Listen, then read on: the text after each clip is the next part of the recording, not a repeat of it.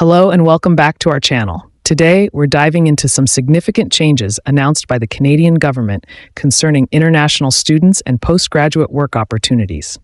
If you're planning to study or work in Canada, this is a must-watch. Let's get right into it. First, a little context.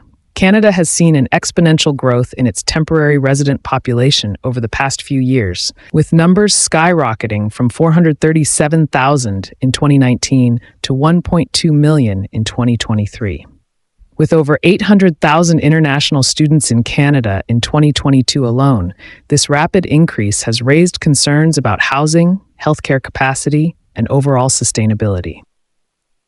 Prime Minister Justin Trudeau's government has faced increasing public frustration over a perceived affordable housing and healthcare crisis, which some link to the surge of temporary residents. With a federal election on the horizon in 2025, the government is now taking action to address these challenges and stabilize the system. On September 18th, Canadian Immigration Minister Marc announced a series of measures aimed at strengthening Canada's temporary residence programs and managing the rising number of international students. Here are the key changes you need to know. First up, the cap on foreign student enrollment. The government had initially introduced a cap for 2024 to decrease study permit issuances by 35%. Now they've set a permanent cap of 437,000 study permits for both 2025 and 2026, which is a 10% reduction from the 2024 levels. The goal? To bring the number of temporary residents down to 5% of Canada's total population by 2026. Next, graduate students will now be included in this enrollment cap.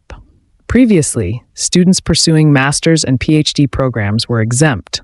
But starting in 2025, these students will need to submit a provincial or territorial attestation letter. The government has reserved about 12% of total study spaces for these graduate students, acknowledging their contribution to the Canadian labor market.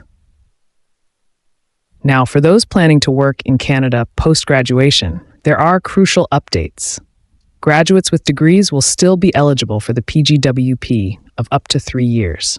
However, students approved for a study permit after October 1st, 2024, who graduate from college certificate or diploma programs will not be eligible for a PGWP unless their program aligns with high labor market demand as designated by each province or territory.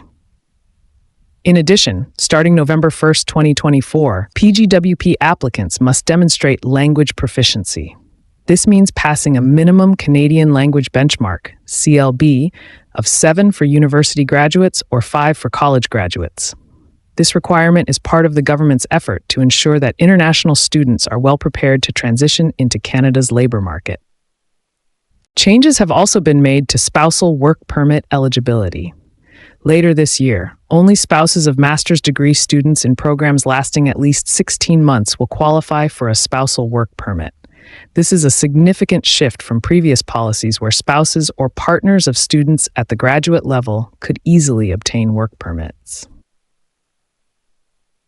Immigration Minister Marc explained that while the current measures are working, further steps are needed to maintain the integrity of Canada's immigration system. He emphasized, "The reality is that not everyone who wants to come to Canada will be able to, just like not everyone who wants to stay in Canada will be able to." This means stricter policies will be the norm moving forward. These changes will undoubtedly impact international students planning to study in Canada.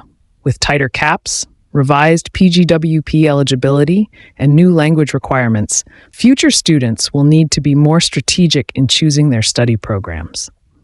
It's a clear sign that the Canadian government is focusing on sustainable immigration policies and prioritizing economic needs. So what do you think of these changes? How will this affect your plans to study in Canada? Let us know in the comments below. If you found this video helpful, don't forget to give it a thumbs up and subscribe for more updates on immigration policies worldwide. See you in the next video.